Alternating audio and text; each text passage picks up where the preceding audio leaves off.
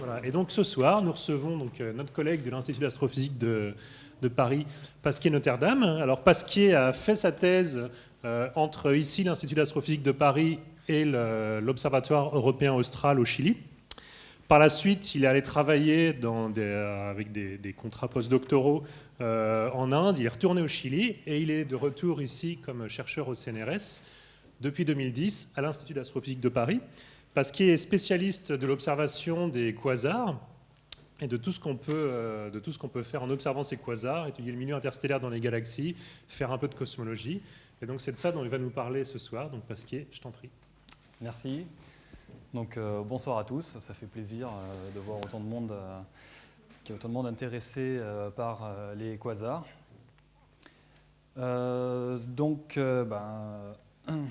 Par rapport à ce que vous avez pu voir sur la page web avec le petit résumé, vous allez voir que j'ai changé un petit peu ce dont j'allais parler. Donc en fait, sur la page web, vous avez pu voir que j'allais parler des phares dans le noir, et en fait j'ai rajouté toute une première partie sur qu'est-ce qu'un quasar. Donc je m'excuse auprès des personnes qui savent déjà ce qu'est un quasar. Vous risquez de vous ennuyer pendant toute la première partie. Je vous ferai un signe pour la deuxième partie pour vous réveiller, comme ça vous pourrez suivre la deuxième partie tranquillement. Donc pour les personnes qui ne sont pas habituées aux conférences publiques de l'IAP, vous allez avoir une très forte déception parce qu'on ne va pas voir de super images pendant que vous serez confortablement installés dans vos fauteuils.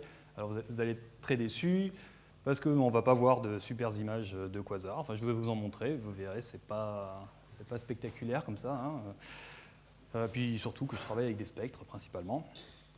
Et la deuxième raison, c'est que vous allez avoir mal aux fesses et au dos, parce que c'est quand même sacrément inconfortable ici.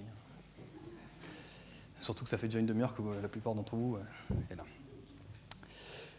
Donc voilà, on va commencer avec qu'est-ce qu'un quasar. Alors j'ai été faire un petit tour sur Google, comme vous pouvez voir, pour chercher une image de qu'est-ce que c'était un quasar. Alors vous voyez qu'on trouve pas mal de résultats différents.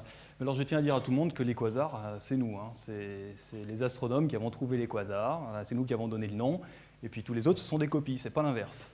Alors prière de respecter ça, de mentionner quand vous faites des pelotes de laine qui s'appellent quasars, de mettre attention, copyright, c'est les astronomes qui ont trouvé ça. En étant un petit peu plus sérieux, on va les regarder dans le dictionnaire. Alors pas trop vieux, parce que les quasars, ça fait pas si longtemps que ça qu'on les connaît. On connaît quand même pas mal de choses dans l'univers, mais les quasars, c'est que depuis les années 60. Je vais faire un petit historique juste après. Et donc, voilà, en cherchant le dictionnaire, on trouve une définition qui finalement, je trouve, qui est pas mal. On va revoir quasar. Alors déjà, prononciation, est-ce qu'on dit quasar ou quasar? Ah, ça c'est la grande question. Alors beaucoup de monde dit quasar.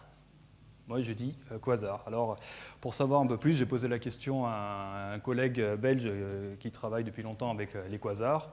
Alors, je lui ai demandé si on disait quasar ou quasar. Il m'a dit on dit quasar, ça c'est sûr. Je lui ai dit mais tu es vraiment sûr qu'on dit quasar? On ne peut pas dire quasar? Ah non, c'est sûr. Moi, ça fait 40 ans que je travaille avec des quasars. Donc, vu que je suis belge moi-même, je vais aussi dire quasar. J'espère que ça va choquer personne. Donc voilà.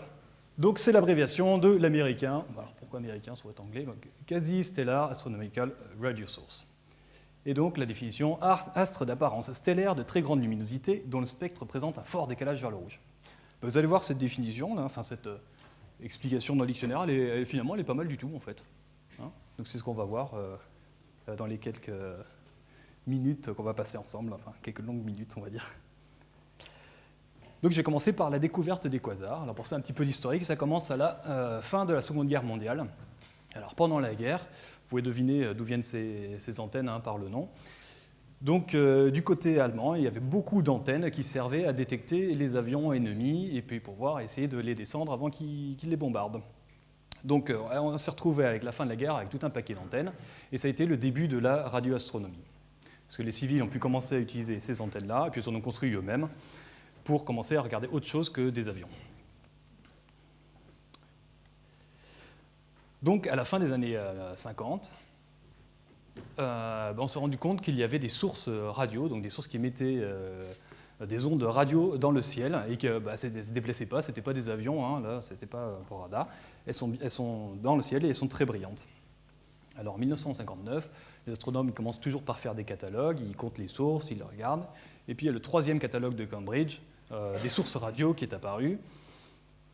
Et donc, les noms des différentes sources radio, elles ont des petits noms comme ça, 3C48. Alors, le 3, c'est parce que c'est le 3e catalogue de Cambridge, le C, et puis 48, c'est la 48e source.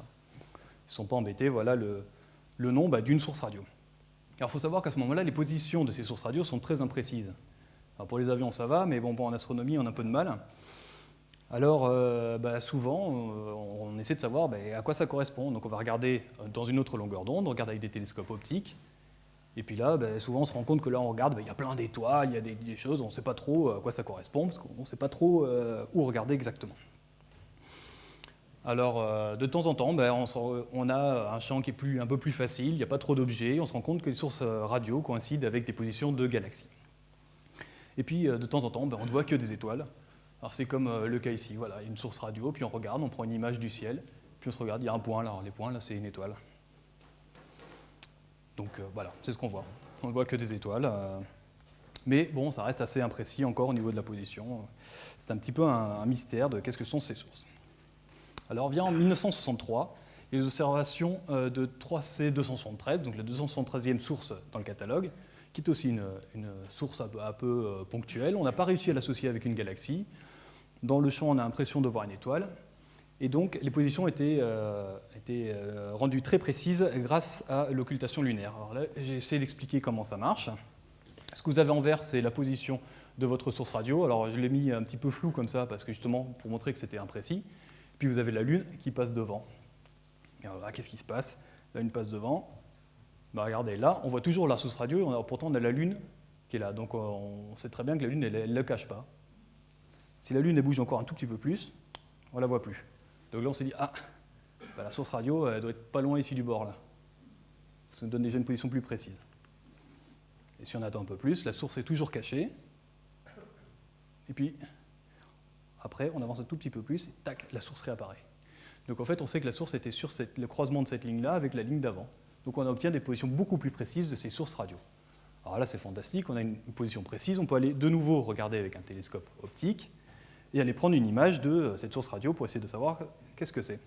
Voilà l'image optique de cette source 3C273. Voilà, ça ressemble à une étoile, qui est environ 600 fois plus faible que ce qu'on peut voir à l'œil nu, mais alors ça, c'est pas du tout un problème, c'est quelque chose de très brillant en astronomie.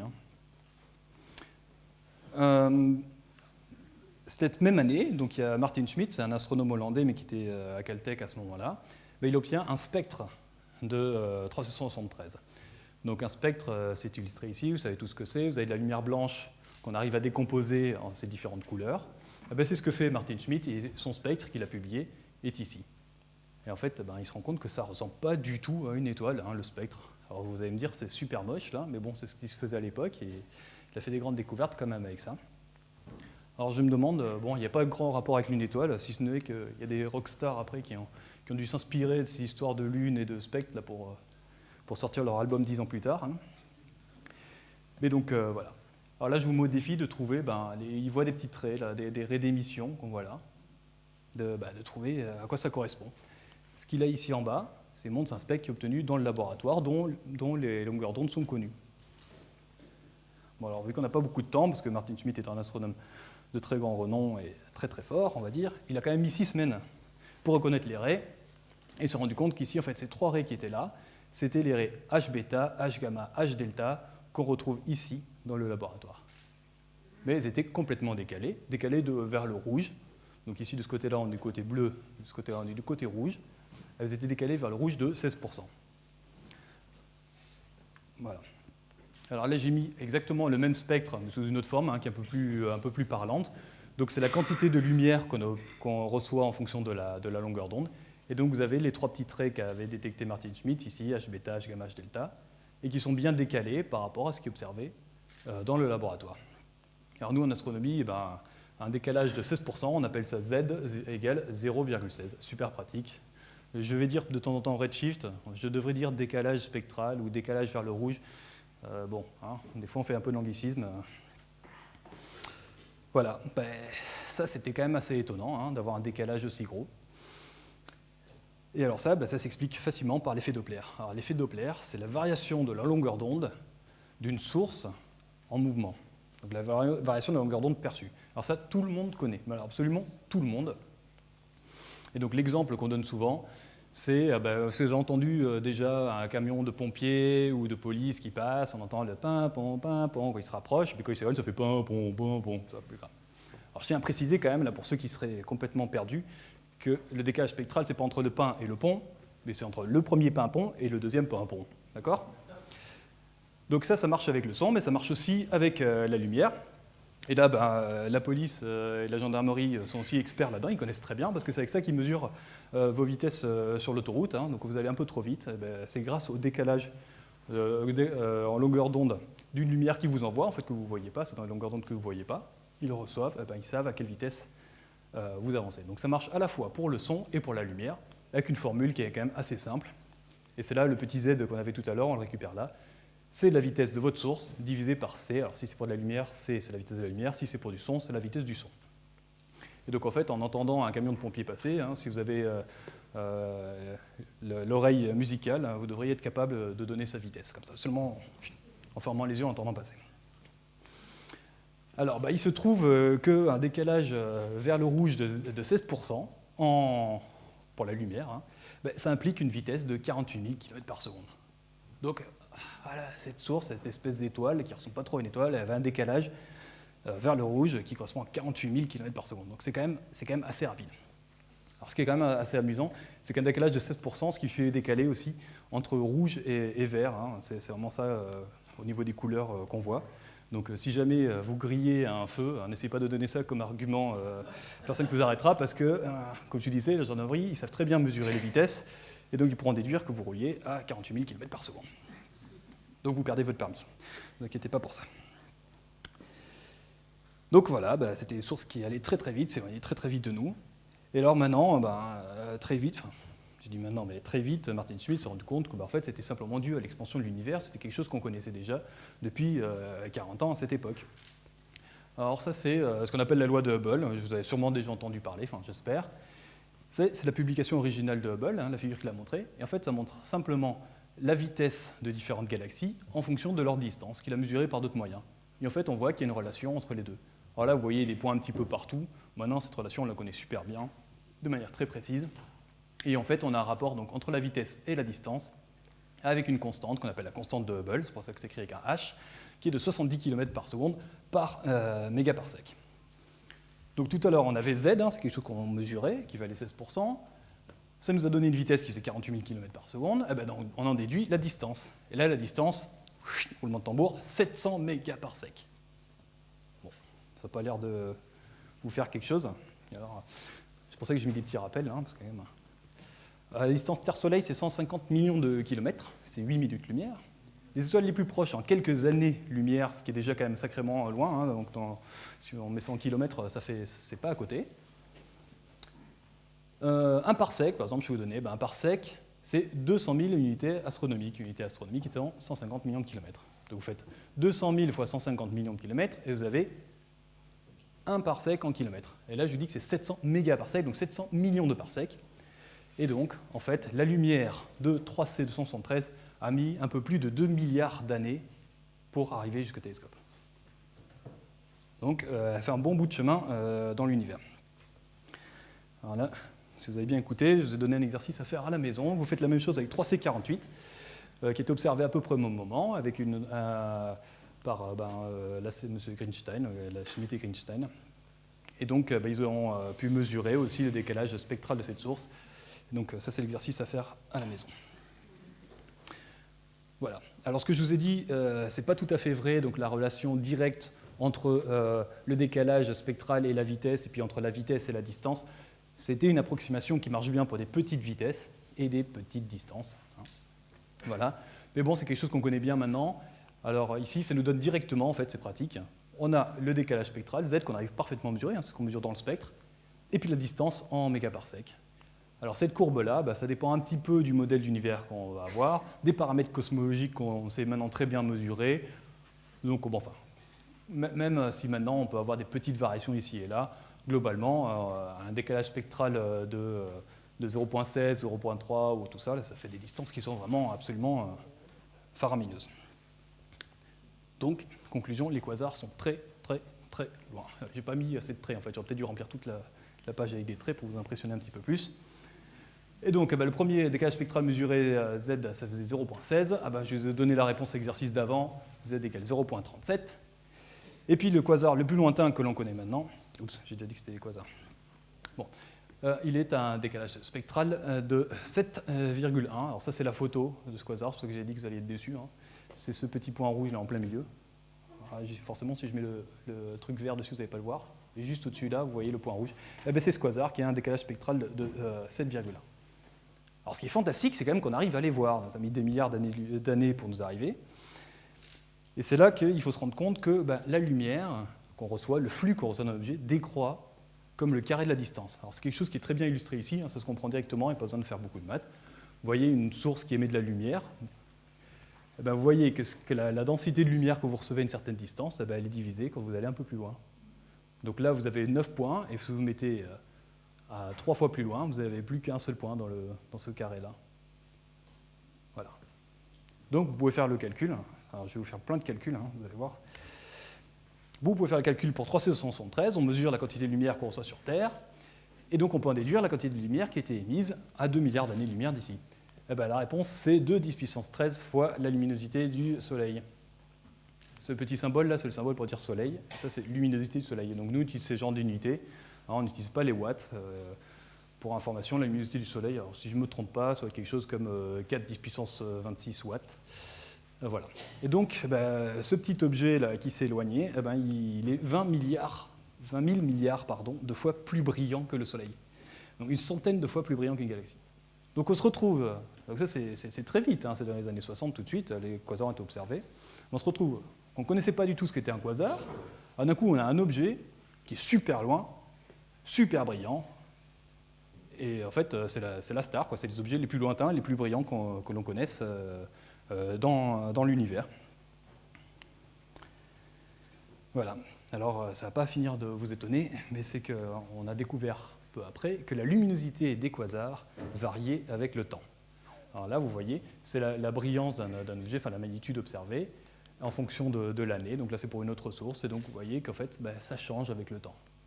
Alors, beaucoup de quasars ont une luminosité qui varie sur des échelles de temps de l'ordre du mois ou de la semaine. Donc maintenant, il suffit de chronométrer, en fait, hein, on chronomètre, puis on regarde comment ça varie. Plus brillant, moins brillant, plus brillant, moins brillant. Ça nous donne une contrainte sur la dimension des quasars. C'est ce que j'ai illustré ici. Imaginez que vous avez une source. Alors, on ne sait pas du tout ce que c'est. Elle fait un flash. Elle s'allume, elle s'éteint. Vous pensez bien que le flash que ça a allumé, qui est arrivé derrière l'objet, arrivera plus tard que celui qui a été devant l'objet. Et donc, si votre objet il a varié sur des échelles de temps de l'ordre du mois, c'est-à-dire qu'en fait, il fait une taille qui est de l'ordre du mois-lumière, maximum. Ça, c'est vraiment petit. Donc, on se retrouve avec des quasars qui émettent 100 fois plus que des galaxies qui sont déjà brillantes, mais dans un volume qui est quelques dizaines de millions de fois plus petit. Alors ça pose un gros problème, hein. Il faut essayer de trouver une solution. Alors c'est quelque chose de vraiment très troublant. Donc comme c'était très troublant, on a pensé au trou noir. Et donc voilà. Alors on s'est rendu compte qu'il fallait convertir à peu près 10% de la matière en énergie. Alors pour information, la fusion thermonucléaire telle qu'on la connaît dans le Soleil, qui transforme, donc qui fusionne de l'hydrogène en hélium, c'est quelque chose qui est efficace à l'ordre de 0,7%. Donc il fallait quelque chose qui soit beaucoup plus efficace que ça comme source d'énergie dans un volume qui est en fait finalement très petit, hein, qui est comparable à la taille du système solaire. Alors, je le répète, ça émet quand même 100 fois plus que toute une galaxie entière. Et donc en fait, très vite, ça a été proposé qu'en fait c'est dû à l'énergie gravitationnelle de matière qui tombe sur un trou noir supermassif.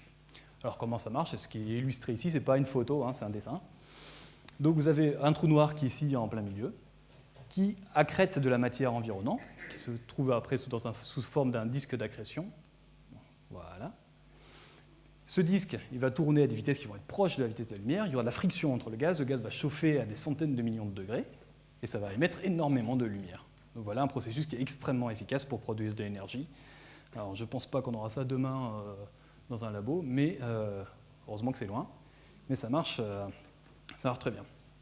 Alors je vous ai dit trou noir supermassif. Figurez-vous qu'on peut même mesurer la taille de ces trous noirs de la même manière que nous avons estimé la taille de toute la région là, qui brille par exemple pas la taille du trou noir, la masse. Et donc c'est là qu'on regarde la lumière émise par le quasar. Donc on avait dit qu'il variait, ce qu'on avait vu tout à l'heure. Ça varie dans le temps, donc ça c'est les jours. Voilà, c'est encore un petit exercice que vous pourrez faire chez vous en fait. Et la lumière qui est émise ici va éclairer du gaz qui se trouve un peu plus loin, qui va réémettre de la lumière. Et donc c'est ce qu'on va voir ici dans l'arrêt H-bêta, ici par exemple, dans différentes raies d'émission dues au gaz. Donc voilà. Eh ben, grâce aux équations toutes bêtes de relativité, qu'est-ce que je dis, n'importe quoi, de la gravité, pas relativité, pardon, on n'a pas besoin de ça, hein, on peut faire ça dans un calcul très simple. Eh ben, on a la masse du trou noir qui est reliée à la vitesse du gaz, la distance à laquelle il se trouve, et puis la constante G de gravitation. Donc c'est un calcul que vous pouvez très bien faire. Vous remplacez V par la vitesse. Alors la vitesse, encore une fois, c'est l'effet Doppler. D'un côté, vous avez du gaz qui est éloigné de vous, de l'autre côté, il se rapproche. Ça vous donne des raies qui sont plus larges. Vous observez ce genre de raies, vous voyez que ça fait à peu près 10 000 km par seconde en largeur, hein, c'est la vitesse à laquelle tourne le gaz. Vous avez ici la distance. Ah bah alors là, c'est facile, vous regardez ça et ça, il y a un petit décalage, allez, on va dire 5-6 jours. 5-6 jours lumière, vous mettez ça là-dedans, et vous trouvez des masses qui font 10 puissance 8 masses solaires. Donc pour 3C 273, c'était ça. Donc c'est 100 millions de masses solaires dans le trou noir. C'est pour ça qu'on appelle un trou noir supermassif. Alors maintenant, la question de savoir, c'est quoi en fait, hein, parce que là, on n'a pas encore vraiment résolu notre truc. On a quelque chose qui est un trou noir supermassif, qui écrète du gaz, ça chauffe énormément, ça fait plein de lumière. Mais il se trouve où ces quasars? Quand on observe des quasars qui ne sont pas trop lointains, on peut observer en fait, qu'ils se trouvent dans des galaxies. En fait, ces trous noirs supermassifs se trouvent au centre de galaxies, et ils émettent beaucoup plus de lumière que toute la galaxie dans laquelle ils se trouvent. Alors celle-là, je ne sais pas si vous avez tous suivi. Vous allez dire, mais qu'est-ce qui se passe? Il y a des quasars partout, on voit des quasars juste à côté de nous. Ben non. En fait, 3C 273, hein, avec sa distance 2 milliards d'années-lumière, c'est un des quasars les plus proches que l'on connaisse. Donc tous les quasars sont très très lointains. Alors pourquoi il n'y en a plus, pourquoi il n'y en a pas à côté? Alors j'ai déjà donné la réponse, il n'y en a plus. Pourquoi? Ah, j'ai posé une colle. Ils n'ont plus rien à manger en fait.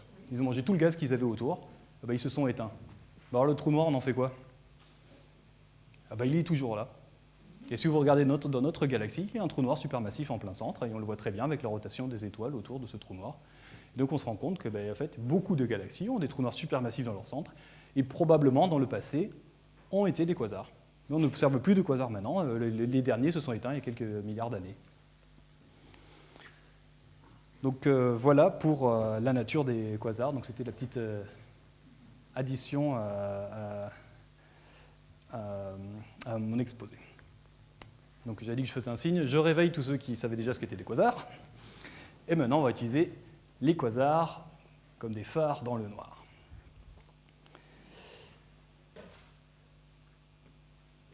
C'est bon? Pas de questions sur la première partie, non? Je passe tout de suite là. Bon, alors là c'est facile, si vous n'avez pas suivi du tout la première partie, la seule chose dont vous avez besoin de vous rappeler, c'est que c'est quelque chose qui est super brillant et que c'est super loin. Et tout le reste, on s'en moque. Voilà. Donc en fait, on peut utiliser les quasars comme des phares dans le noir, hein, ils sont très loin dans l'univers, tant qu'à faire, on va utiliser pour voir d'autres choses. Alors la question, c'est de voir ce qui n'émet pas de lumière. Alors là, je vous ai donné un exemple, alors, il n'y a rien à voir avec les quasars. Vous voyez ici des étoiles dans notre galaxie, et puis là, vous voyez une tache en fait. Une tache, je dis là, il n'y a pas d'étoile. En fait, non, vous avez tous deviné, c'est pas qu'il n'y a pas d'étoile. Ici, vous avez un nuage qui a absorbé complètement la lumière émise par ces étoiles. D'ailleurs, si vous regardez dans une autre longueur d'onde, vous allez dans l'infrarouge, et vous arrivez à voir les étoiles qui sont derrière. Donc là, vous voyez qu'un nuage de gaz, donc là, il est très très dense, il absorbe toute la lumière dans une longueur d'onde, dans un domaine de longueur d'onde, dans l'invisible, mais pas dans toutes les longueurs d'onde. Et c'est la même chose qui se passe avec tout le gaz qu'on peut avoir n'importe où dans l'univers. Alors on a déjà vu l'arrêt d'émission. Donc voilà, donc ça c'est un spectre en émission. Donc ça c'est les spectres d'émission de l'hydrogène, donc avec des raies d'émission dans le laboratoire. Vous prenez l'hydrogène, vous le mettez devant une source lumineuse, vous avez exactement la même chose en absorption. Donc chaque élément va donner une signature, comme ça, une trace qu'on peut reconnaître. Donc si vous avez du gaz interposé devant une source lumineuse, vous allez forcément avoir un spectre en absorption, des raies d'absorption comme ça. Donc la question est, est-ce qu'il y a des gaz sur le chemin? Alors, si l'univers était rempli de gaz et tout ça, on ne verrait pas les quasars, hein, s'il n'était pas transparent. Donc il ne doit pas y avoir grand-chose non plus. Alors c'est là qu'on peut regarder ce que nous donnent les simulations. Et ça, voilà, c'est une simulation qui représente un box. Alors je ne sais plus quelle taille ça fait, mais c'est gigantesque. Hein. Là, c'est des milliards d'années-lumière, si vous voulez, sur des milliards d'années-lumière. Et donc ça représente le gaz et les galaxies dans l'univers. Donc le gaz est représenté en rouge et en orange, et les galaxies sont représentées en bleu. Oui, les galaxies sont représentées en bleu. Vous ne croyez pas? Il suffit de zoomer un petit peu là. Vous voyez, là je zoome, là. Les galaxies elles sont en bleu, moi je les vois. Moi. Voilà, on zoome encore. Hein. On zoome encore. C'est bien, avec les simulations, on peut mettre les couleurs qu'on veut. Hein. Voilà. Voilà. Il y en a qui commencent à les voir là? Ah ben voilà. Vous voyez qu'il y a des galaxies. Elles étaient en bleu. Là, vous y étiez hein, sur la première image. Donc voilà, vous voyez en fait, il y a du gaz partout dans l'univers. Hein. Il y a du gaz partout, et par rapport au volume que ça remplit par rapport aux galaxies, c'est vraiment, vraiment beaucoup plus. Et donc voilà, on sait qu'il y a du gaz dans l'univers. Est-ce qu'on voit la trace dans le spectre des quasars? Alors, vous êtes tous curieux, alors, donc je vais vous montrer des spectres de quasars. Alors ça, c'est notre ami 3C273, hein, donc celui qu'on connaît depuis le début. Et donc ici, nous avons l'arrêt Lyman alpha, donc qui est de l'hydrogène. Et puis on regarde, on voit qu'il y a des petites traits d'absorption, là, des petits trous dans le spectre où il y a un petit peu moins de lumière. Et là, vous avez même un gros trou ici. Alors ce gros trou, il est dû à notre propre galaxie. Et puis si on va un peu plus loin, on regarde ce quasar-là, qui a un décalage spectral de 1,33. Hein, donc là, vous pouvez faire encore le calcul de la distance, ça fait vraiment très loin. Et on a un peu plus de raies d'absorption qui se trouvent devant. Donc, je ne sais pas si vous avez suivi, mais ça, c'est de l'arrêt Lyman alpha, donc c'est de l'émission. Ça, ce sont des raies Lyman alpha en absorption. Elles sont décalées de ce côté-là parce qu'elles sont plus proches. Donc, le quasar, il est plus loin vers le rouge. Ces nuages, ils sont entre le quasar et nous. Ils sont plus proches, donc différentes longueurs d'onde. Et si on va un peu plus loin, on voit qu'en fait, à l'époque, il y avait beaucoup plus de gaz dans l'univers et puis on a des raies partout. Alors ça, on appelle ça la forêt Lyman alpha. Alors, moi, je ne sais pas pourquoi forêt, je sais pas, ça ressemble à une forêt, quoi, quand même. C'est tous ces petits traits là. Donc, voilà, ça marche tout seul, c'est magnifique. Ça, c'était un peu pour expliquer comment ça marche. Alors, vous avez le spectre d'un quasar, tel que vous l'observez si vous le trouvez en A. Donc, ça, c'est le quasar que j'ai représenté. La lumière, elle traverse une grande partie de l'univers pour arriver jusqu'au télescope. Et puis, tout le gaz qui est ici sur le chemin fait plein de petits traits d'absorption, différents décalages spectrales. Donc là, l'arrêt s'en va parce qu'on le décale vers le rouge, au fur et à mesure que l'univers grandit. Voilà, vous avez tous fait attention, mais il y a un petit truc qui est apparu dans le spectre. Alors, on va l'attendre qu'il apparaisse une deuxième fois. Hein. Voilà, donc toutes les petits traits, donc la forêt Lyman alpha, donc le gaz réparti un petit peu partout. Alors, je vais voir si je vais arriver à l'arrêter. Voilà. Hop, ça ne marche pas. C'est forcément comme ça. Bon, c'est pas grave. Ce gros trou en fait, que vous voyez, c'est quand il y a beaucoup de gaz sur le chemin, c'est quand on traverse une galaxie. Donc même si les galaxies, il n'y en a pas tant que ça, les quasars, la lumière qui vient d'un quasar, une fois sur 10, elle passe au travers d'une galaxie. Et ça fait un gros trou dans notre spectre, ça absorbe beaucoup de lumière, parce qu'il y a beaucoup de gaz dans les galaxies. Donc pour ce qui suit, je vais vous parler un petit peu de ce qu'on peut faire en utilisant ces quasars comme des sondes pour sonder à la fois le gaz qui se trouve entre les galaxies, donc ce qui était en orange tout à l'heure, et puis le gaz qui est dans les galaxies, ce qui était plutôt du côté de là où c'était bleu. Alors pour sonder le milieu intergalactique, on utilise les quasars, tout comme vous utilisez des scanners là, pour l'imagerie médicale. En fait, un quasar, ça vous dit, il y a un petit peu d'absorption ici, un petit peu ici, un petit peu ici, donc en fonction du décalage spectral. Et si vous en avez plein, vous arrivez à reconstituer la structure de l'univers en 3 dimensions. Alors ça, c'est un rêve, c'est une simulation, ce qu'on aimerait tous faire dans le domaine. Et pour pouvoir bien reconstituer l'univers en 3 dimensions, il nous faudra à peu près 1000 quasars par degré carré. Donc on en est loin, parce que pour l'instant, on en connaît, on va dire, on arrive à des densités qui sont de l'ordre de la vingtaine par degré carré. Alors là, il faut savoir qu'en fait, comme j'avais dit, les quasars, c'est des choses brillantes et qui sont loin. On n'a pas besoin que ce soit des quasars, on peut très bien utiliser des galaxies. Et des galaxies, il y en a beaucoup plus, des galaxies normales, il y en a beaucoup plus que des quasars, sauf qu'elles sont moins brillantes. Donc il faudra aller sur des plus gros télescopes et on pourra très bien faire ça. Voilà, donc ce sera pour le futur. Alors en attendant, on peut quand même utiliser des petits télescopes et puis essayer de regarder de manière statistique qu'est-ce qui se passe. Alors c'est un concept un petit peu compliqué, je risque de vous perdre un peu là-dedans. Ce sont les oscillations acoustiques de baryon, alors ça fait peur. Mais globalement, dans l'univers, il y a certaines échelles qui sont privilégiées. Donc vous avez des oscillations qui étaient dans le plasma primordial, qui en fait ont été expandues, ça se dit non? Ça se dit pas comme ça. Étendues grâce à l'expansion de l'univers. Et donc on se retrouve qu'on a certaines échelles privilégiées dans l'univers. C'est-à-dire, vous prenez une galaxie, ben, il y a un peu plus de probabilité de trouver une autre galaxie à quelque chose comme 400 mégaparsecs de cette galaxie qu'à 500 ou qu'à 300. Donc c'est ça qui est représenté ici par ces cercles. Vous avez des galaxies là, vous avez un peu plus de probabilité d'en trouver sur ces cercles. Ben, en observant des milliers et des milliers de quasars, ben, on arrive à voir ces traces-là. Donc ces petits excès de gaz. Alors là, on utilise le gaz à certaines échelles. Et bien, grâce à ça, on connaît l'échelle à un certain décalage spectral, et donc on peut en contraindre le paramètre de Hubble dont j'avais parlé au tout début, donc le taux d'expansion de l'univers, mais à une époque reculée. Et bien, grâce à ça, on a pu mesurer le taux d'expansion de l'univers il y a 10 milliards d'années avec une précision de l'ordre de 2%. Donc on a fait mieux pour mesurer le taux d'expansion de l'univers il y a 10 milliards d'années que ce qui se fait maintenant. Voilà. Alors, une autre application, c'est est-ce qu'on peut voir maintenant l'univers grandir en direct? Alors ça, c'était un des projets qui était fait pour le télescope européen à venir, hein, donc de 40 mètres de diamètre. Donc c'était un des projets qui comptait être fait. Et donc là, je ne sais pas si vous arrivez à distinguer, vous voyez un spectre ici. Donc ça, c'est seulement la partie des raies d'absorption, donc la forêt Lyman alpha dont j'avais parlé tout à l'heure. Vous voyez en noir à une certaine époque. Si vous attendez 10 ans à vous regarder, tous ces petits nuages se sont éloignés un petit peu plus. Hein, ils sont éloignés un peu plus vite. Et donc, ils sont décalés. Et donc, vous avez là la même chose, c'est ce que vous voyez en rouge.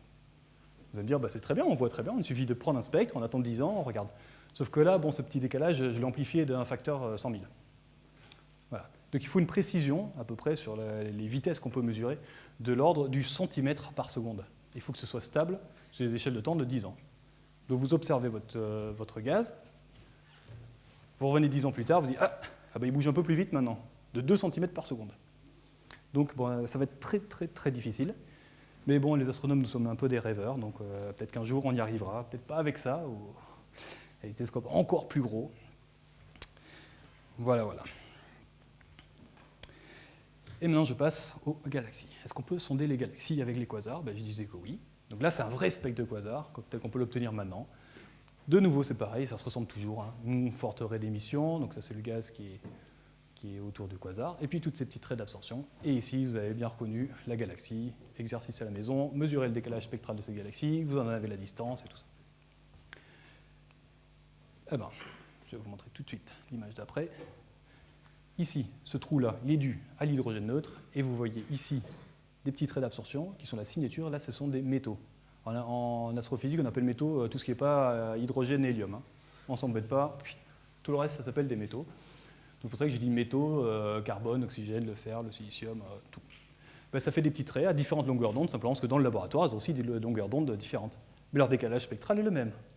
Donc, le gaz qui a produit ici le trou dans le spectre, là, donc l'hydrogène, il y a aussi des métaux qui sont mélangés à ce gaz-là, qui ont produit ces trous-là. Voilà. Alors, les métaux, on sait qu'ils sont produits par les étoiles. Alors, on dit que les étoiles polluent le milieu interstellaire. C'est pour ça que j'ai mis cette petite image-là. Ou alors on dit des fois qu'elles enrichissent le milieu interstellaire. Alors souvent ça va de pair, hein, l'enrichissement et la pollution. Mais voilà. Globalement c'est ça. Vous allez voir ce qu'on peut en faire. Alors on peut comprendre comment les galaxies s'enrichissent en métaux. Alors vous allez me dire, si on pollue, au bout d'un moment on est très pollué. C'est ce qu'on observe. Regardez ici. Ici nous avons le décalage spectral.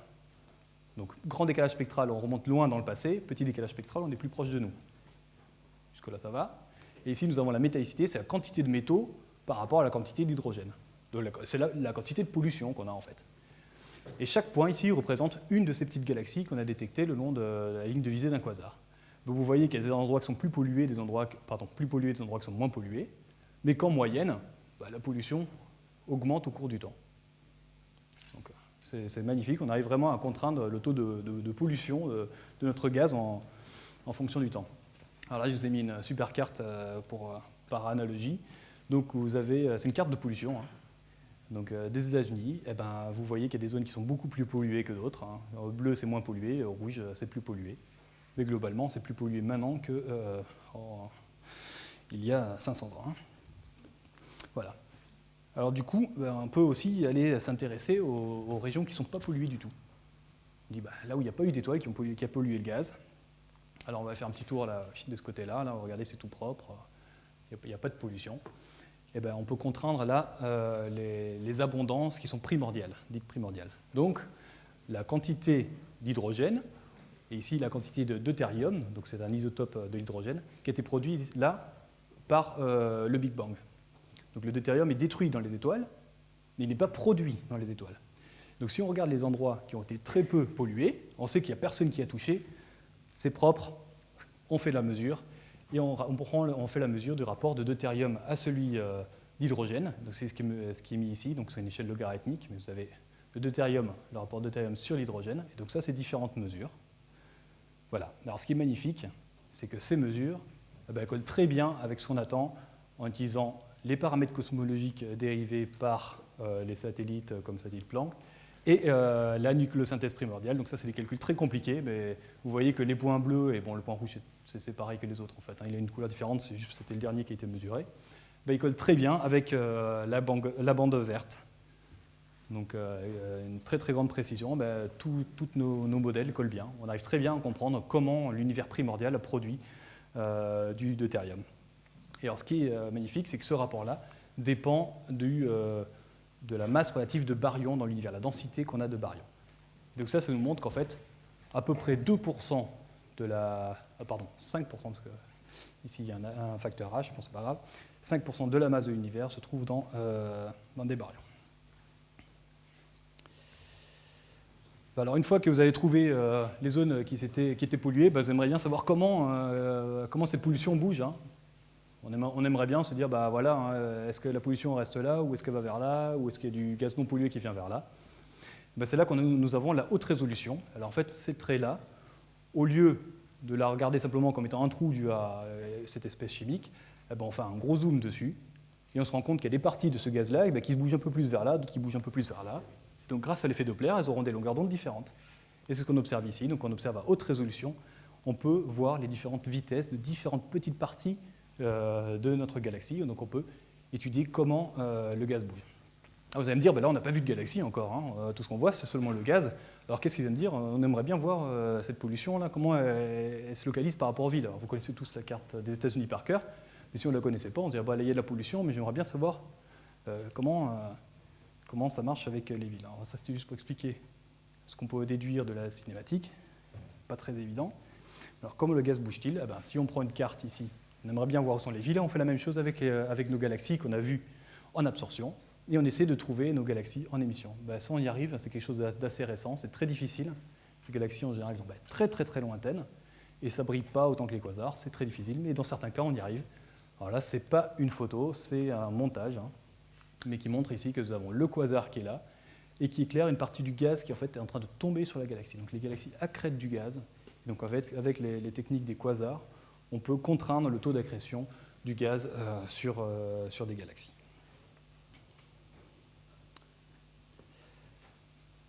Alors on peut aussi s'intéresser aux zones qui sont très, très riches, donc où il y a eu beaucoup de pollution. Et dans ces zones-là, on arrive à trouver de temps en temps des molécules. Alors les molécules, c'est fantastique, parce que c'est beaucoup plus compliqué que les atomes. Alors même la molécule de H2, donc c'est la molécule la plus simple qu'on puisse imaginer, 2 atomes d'hydrogène, même cette molécule-là, elle a un comportement qui est beaucoup plus complexe que celui des atomes, et donc ça nous permet d'être comme un instrument de mesure. Alors pour vous donner simplement une indication, cette molécule va tourner d'autant plus vite que la température est haute, et donc en regardant la vitesse à laquelle tourne cette molécule, on peut en déduire la température du gaz. C'est ce qu'on arrive à faire. Alors, grâce au VLT, donc les télescopes au Chili, on arrive à détecter ce genre de molécules, donc une molécule pour 1 million d'atomes d'hydrogène. Et ça, c'est fantastique, on arrive à déterminer la température du gaz, et même la densité, le rayonnement UV, et puis tout un tas d'autres choses. Et puis, il existe de temps en temps, on peut trouver d'autres molécules. Alors là, c'est encore plus complexe, comme la molécule de CO, donc le monoxyde de carbone. Alors qu'on trouve aussi dans des endroits qui sont très pollués. Ça fait encore une fois, ça marche très bien sur Terre aussi. Le monoxyde de carbone, on trouve ça dans des endroits qui sont très pollués. Eh ben, CO a la particularité que c'est une molécule qui non pas est excitée simplement par les chocs et par le gaz, la température, disons, mais c'est une molécule qui est directement excitée par le rayonnement fossile de l'univers. Et donc si on regarde comment cette molécule tourne, eh ben, on peut en déduire la température de l'univers à l'époque où on le regarde. Ah ben, c'est ce qu'on a fait. Alors ici, je vous montre encore une fois le Z, donc le décalage spectral, et puis ici nous avons la température de ce fond diffus cosmologique dont vous avez déjà tous entendu parler. La mesure qui est faite ici localement, donc ça c'est les satellites comme COBE, WMAP, Planck plus récemment, et mesure une température de rayonnement qui est de 2,7 degrés Kelvin. C'est mesuré très précisément, on arrive même à faire de magnifiques cartes du ciel et puis de voir des petites variations de température d'un endroit à l'autre, mais globalement nous avons cette température-là. Et ça, cette ligne-là, c'est ce que nous prédit la théorie du Big Bang, la théorie standard. Donc voilà, qu'on aimerait bien quand même de temps en temps aller vérifier. Ça ne fait pas de mal. Et ben voilà ce qu'on observe. Ici, en rouge, c'est ce qui a été mesuré grâce à ces molécules de CO. Vous voyez qu'elles sont toutes sur cette ligne-là. Donc on est très content, ça marche très bien. On est sauvé, le Big Bang, il marche. Tout est très bien. Et puis je vais passer à la dernière application. Donc c'était à chaque fois des exemples un petit peu séparés les uns des autres. Et en général, ça intéresse pas mal le monde, ça. C'est de savoir si les constantes sont constantes. Ça paraît un petit peu débile comme nom, mais la question de savoir est-ce que les constantes de la physique sont constantes. Donc vous avez par exemple le rapport de la masse du proton à la masse de l'électron. Est-ce que ça n'a pas changé ça, au cours du temps? Finalement, on n'en sait rien. Alors on se dit bien que ça ne peut pas avoir trop changé, parce que si ça avait trop changé, ce serait complètement le souk, on n'y comprendrait plus rien du tout. On observerait nos quasars, on ne saurait plus qu'est-ce qui se passe. Mais bon, donc ça peut changer un petit peu. Donc on essaie d'observer ça. Alors ici, on l'a fait avec 3 télescopes différents pour bien vérifier que tout marche bien, disons. Donc dans l'univers lointain, vous avez ici par exemple 2 petits traits d'absorption. Encore une fois, c'est les molécules, c'est pratique, elles font plein de rays partout. En général, elles sont assez étroites, on arrive très bien à mesurer leur position. Et puis on compare avec ce qu'on trouve dans le laboratoire. Alors pourquoi il faut 2 rays minimum, disons? Parce qu'avec une seule raie, vous avez le décalage spectral. Et avec 2 rays, vous avez le rapport de la distance entre ces 2 rays, qui lui est indépendant du décalage spectral. Et dépend seulement ici de rapport de masse du proton à l'électron. Alors dans la pratique, on n'utilise pas 2 rays, mais on utilise des centaines, pour être plus précis. Et c'est là qu'on s'est rendu compte, les premières mesures, c'est qu'il y avait le rapport du masse du proton à l'électron, c'était pas tout à fait le même dans l'univers lointain, et donc oulala, ça posait des gros problèmes, là, au niveau, on doit arriver sur une nouvelle physique. Et en fait, on s'est rendu compte que c'était des mesures dans le labo qui n'étaient pas assez précises. Donc on fait quelque chose de plus précis dans l'univers lointain que ce qui se faisait dans le labo. Donc on a demandé aux collègues du labo de refaire leurs mesures. Mais bon, écoutez, allez faire des mesures un peu plus précises, parce que nous, on est plus précis que vous, là. Et donc maintenant qu'ils ont fait ça, voilà, c'est ce qu'on obtient. Donc vous avez ici différents points sur différentes mesures. Encore une fois, en fonction du décalage spectral. C'est bon. Et ici, c'est ce rapport-là, la variation de ce rapport. Donc vous voyez, les points ils bougent un petit peu, il y a une certaine barre d'erreur. Voilà. Mais je tiens à dire que c'est quand même en millionième ici.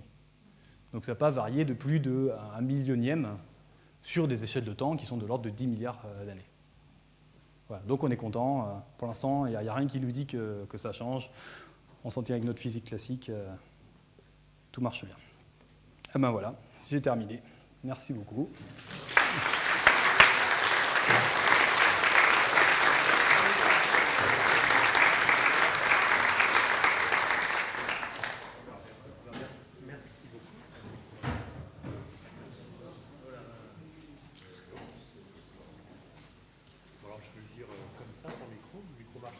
Merci pour cet exposé sur les quasars et leurs applications. Y a-t-il des questions, des remarques dans la salle?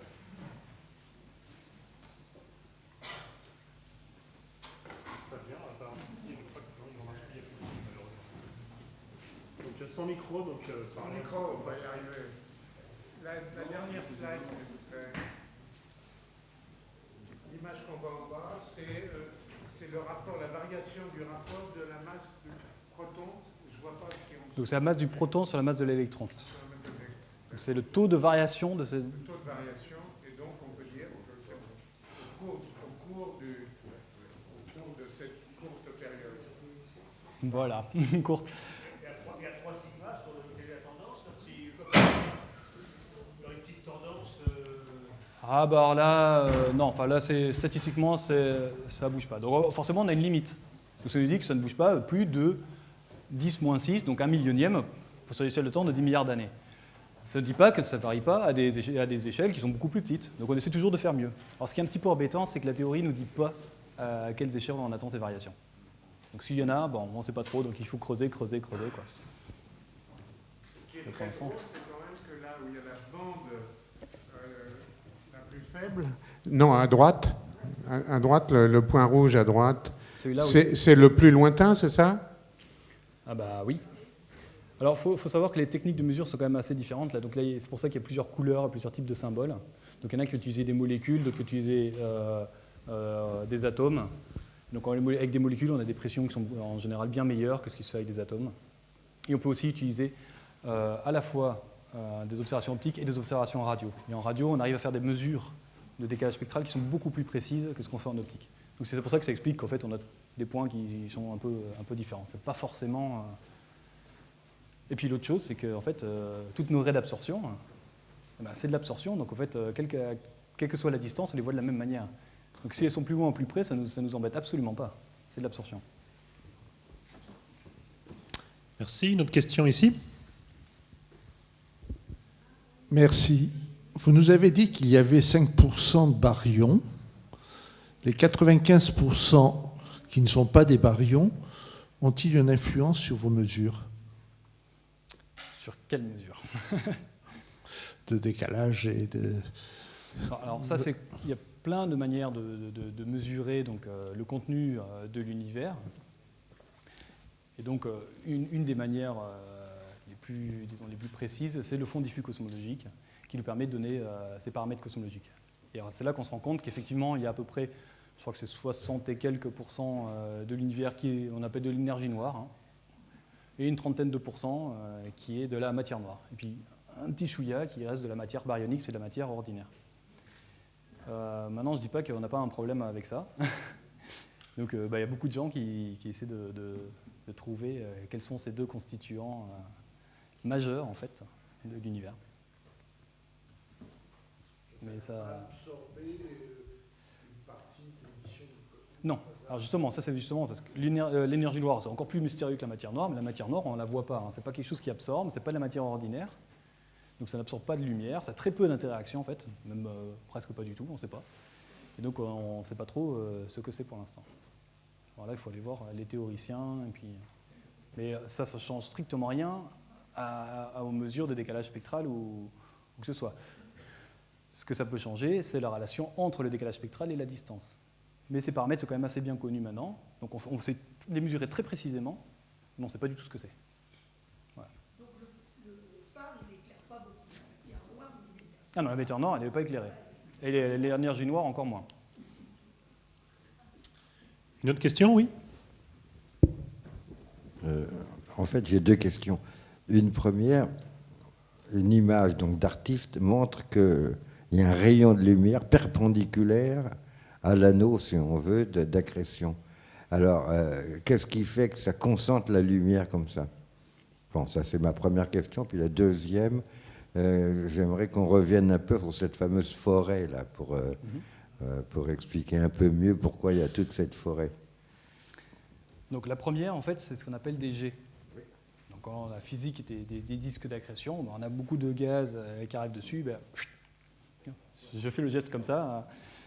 Mais oui, c'est quelque chose qui est assez bien contraint et qu'on observe même dans tous les disques d'accrétion. On a tendance à former des jets. Donc il faut dire qu'il y a quand même pas mal de matière qui se bouscule dans le truc, là, qui veut rentrer au niveau là, du trou noir. C'est un peu pas mal d'énergie. Et du coup, c'est ça qui fait des jets où on a des particules qui partent le long des jets. Et ça, on le voit, ça émet de la lumière.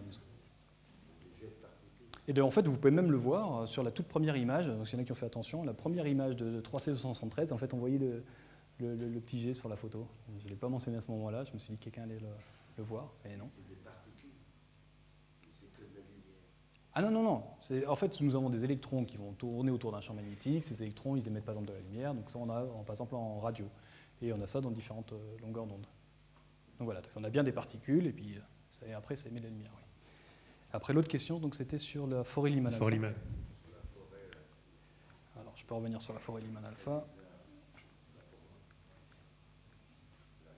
Voilà, on se met n'importe où, voilà, ici. Donc, vous voulez que je réexplique un petit peu ce qui se passe. Donc, on a notre quasar, qui émet. Donc, vous avez en fait ici toute cette lumière-là, c'est dû au disque d'accrétion en fait. Donc là, c'est proche du trou noir, en fait, ça émet plein de lumière. Et nous avons des raies d'émission, donc ça c'est dû au gaz qui se trouve aussi au niveau du quasar. Ça, c'est la raie Lyman alpha de l'hydrogène, que l'on observe à une longueur d'onde ici là, de 4900 angstroms, alors que dans le laboratoire, on l'observe à 1215 angstroms. Donc ça, c'est le décalage. Le quasar est très loin dans l'univers, il s'éloigne à une vitesse très grande, et donc il est très fort décalé vers le rouge. Entre le quasar et nous avons plein de gaz, même si c'est du gaz en fait très très très dilué, hein, donc je dis plein de gaz, mais c'est extrêmement dilué.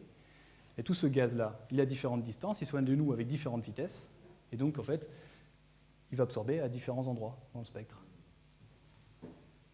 Voilà. Une autre question? Oui.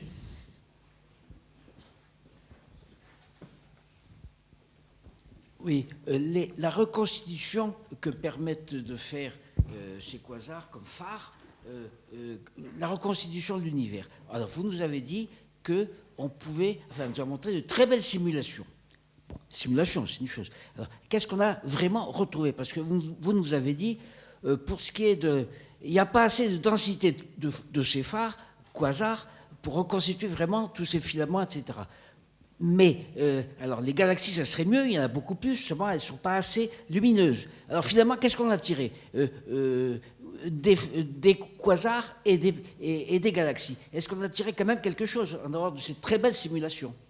Ah oui, tout à fait. Alors déjà, il y a des cas où on se trouve, par exemple, on a deux quasars qui sont proches sur le ciel. Donc on a deux lignes de visée qui sont proches l'une de l'autre. Et bon, on peut comparer ce qu'on observe sur l'une ligne de visée et sur l'autre.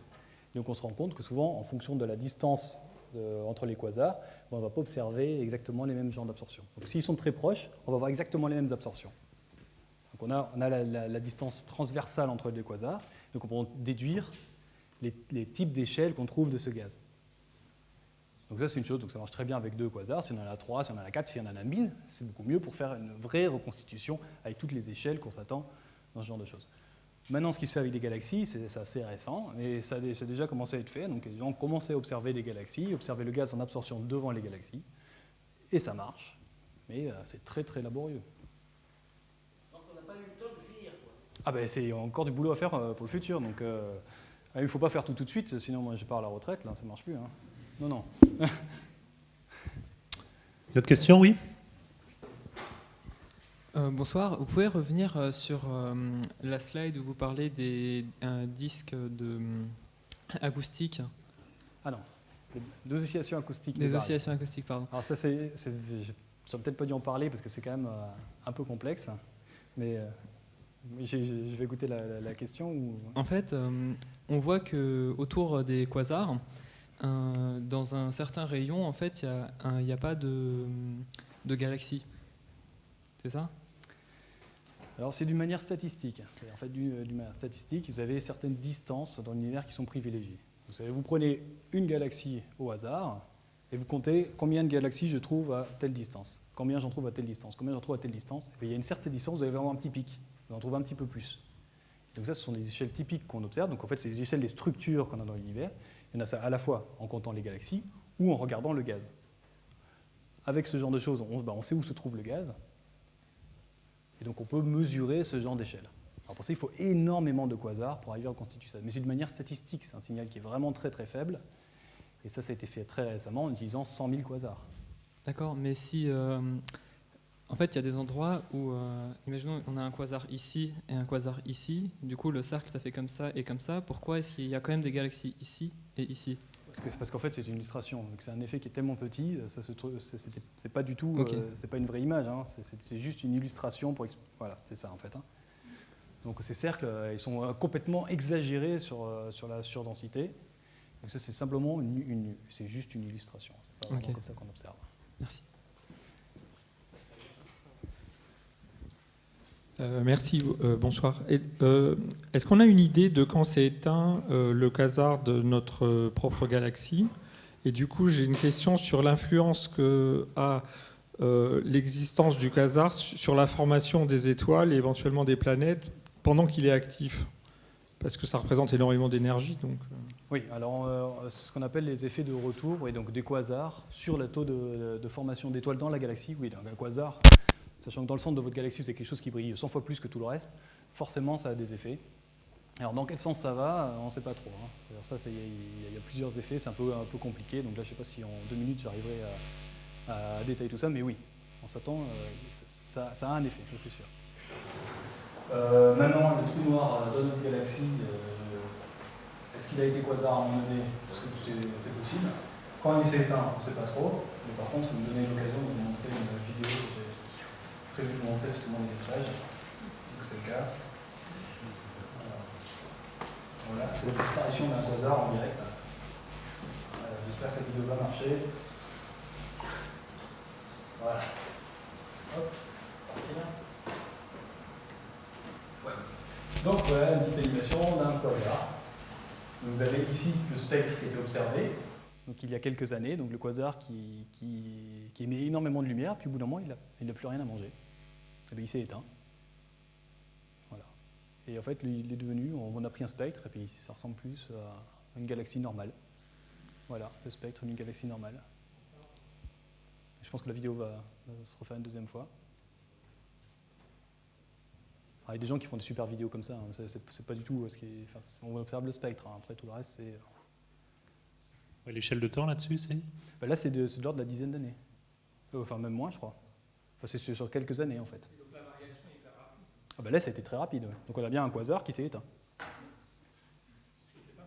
Il s'est éteint, ouais. Alors ça ne dit pas qu'il ne peut pas se rallumer, hein. Peut-être à un moment donné un peu d'autre gaz qui va revenir et puis ça va repartir, mais là on a se retrouvé dans un cas où il n'a plus rien à manger, il s'est éteint. Une autre question? Oui. Oui, donc si j'ai bien compris, l'univers ne forme plus de quasars depuis en gros 2 milliards d'années. Est-ce qu'on sait si toutes les galaxies ou quel pourcentage des galaxies ont été quasars à un moment donné? Et qu'est-ce qui ferait qu'une galaxie passerait par un état de quasar ou pas? Ça c'est une bonne question. Alors, si on prend le nombre de quasars que l'on observe, on essaie de projeter un petit peu, on se dit ils se sont tous éteints et on regarde ce qu'il y a dans les galaxies, on s'attendrait à ce qu'il y ait à peu près, toutes les galaxies, à peu près un trou noir supermassif de l'ordre du million de la masse solaire. À peu près 10% des galaxies devraient avoir un trou noir qui est une masse de l'ordre de 10 millions de masses solaires, puis 1% de l'ordre de 100 millions de masses solaires, et puis c'est à peu près ça l'idée. Voilà, c'est à peu près ce qu'on observe. Donc c'est très possible qu'en fait, une très grosse fraction des galaxies est passée par une étape quasar à une certaine époque. Bien, peut-être une des dernières questions.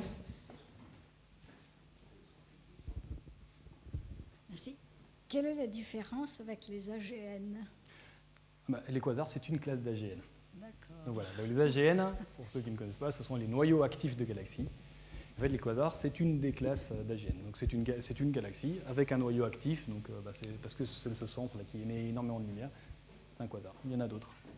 Et tous marchent sur le même principe, en fait. Ça dépend un petit peu de sous quel angle on le voit, mais c'est ça. C'est la même chose. Je vais en prendre une tout là-haut.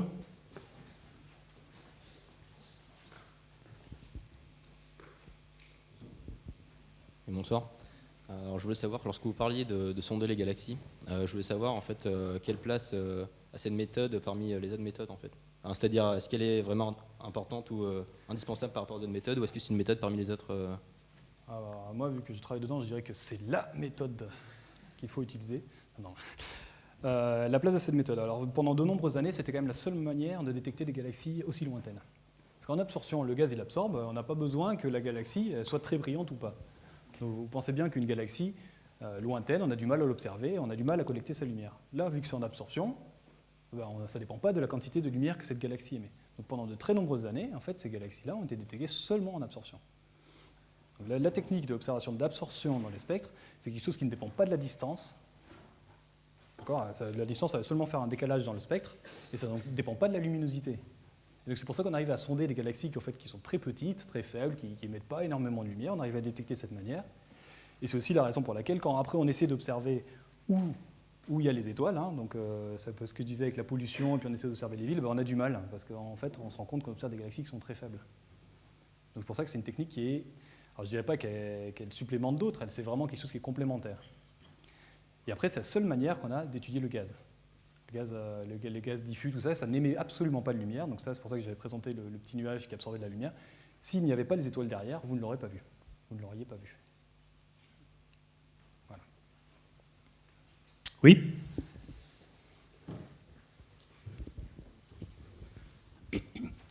J'ai un vague souvenir que Stephen Hawking avait évoqué des émissions lumineuses de trous noirs. Est-ce qu'il s'agissait de ça, des quasars, ou d'autres choses? Je ne sais pas très bien ce que Hawking a dit là-dessus. En fait, là, si on veut, on dit on a un trou noir, et puis c'est extrêmement brillant.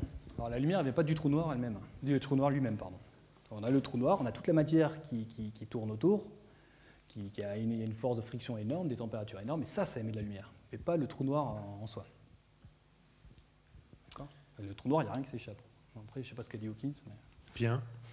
Je vais peut-être en poser moi une toute dernière question. Tu nous as donc montré un panorama en quelques dizaines d'années de tous les travaux qui avaient été faits sur les quasars avec beaucoup de réussites, l'abondance du deutérium qui est en bon accord avec la nucléosynthèse primordiale, la température du fond de rayonnement cosmologique qu'on voit augmenter quand on remonte dans le passé. Et puis tu nous as montré des choses qui étaient très difficiles où il fallait quelques centimètres par seconde de précision sur des dizaines d'années et on se disait que même un télescope de 40 mètres pourrait ne pas y suffire, donc c'est vraiment à très long terme. Dans les années qui viennent, quels sont les sujets chauds? Toi, tes collaborateurs, tes collègues, tes concurrents, sur quoi vous allez travailler plus particulièrement? Une des choses, ça revient un petit peu à ce qu'a posé monsieur là-haut, c'est d'essayer de relier ce gaz aux galaxies. Donc ça, c'est quelque chose qu'on essaie vraiment de faire maintenant. Donc de relier la dynamique du gaz, les conditions physiques du gaz, avec le taux de formation stellaire. Donc une fois qu'on a vu le gaz, on est très content, on aimerait bien savoir ce que la galaxie, en fait. On aimerait bien voir la galaxie, voir la lumière émise par celle-là et voir directement ce taux de formation stellaire. C'est bien de savoir, de voir le gaz, mais si on n'a pas la galaxie à côté, on ne sait pas exactement où il se trouve. Donc ça, c'est le genre de choses qui est en train de se faire maintenant. C'est vraiment très très très récent parce que c'est difficile. Maintenant, il y a les constantes fondamentales. Ça, c'est aussi quelque chose qu'on essaie toujours de pousser de plus en plus sur des précisions, mais bon, ça, si on veut, c'est un peu un thème chaud, on va dire, dans le domaine. Le jour où quelqu'un démontre qu'il y a effectivement une variation des constantes, ce sera prix Nobel. Hein. Là, bon, voilà, c'est pas demain que ça va arriver. De ce que tu nous as montré, on a l'impression que c'est quand même un petit peu lointain, parce que là, il y a quand même beaucoup de mesures qui montrent pas de variation. Pour détecter quelque chose, il ne faudrait pas faire un pas technologique Oui. Alors, comme on ne sait pas à quel niveau on attend les variations, si on fait un pas technologique, il faut que ça envahisse la chandelle. Donc, améliorer la limite d'un facteur 10, moi, je trouve que ce n'est pas assez.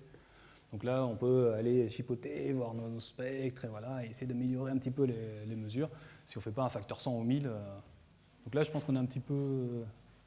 De mon point de vue, on est un petit peu au bout de ce genre de mesures-là. Moi, ça m'intéresse moyennement, parce que c'est très, très laborieux. Et après, il y a les températures du fond diffus cosmologique, avoir des mesures vraiment très précises qui peuvent aussi nous contraindre les nouvelles physiques, enfin les différents types de physique qu'on peut avoir. Donc si on a une précision très, très grande sur la température du fond cosmologique à différents décalages spectraux, on pourra peut-être voir s'il y a une petite variation par rapport à ce qu'on attend du Big Bang. Voilà. D'accord, merci. Il n'y a plus de questions? Alors merci.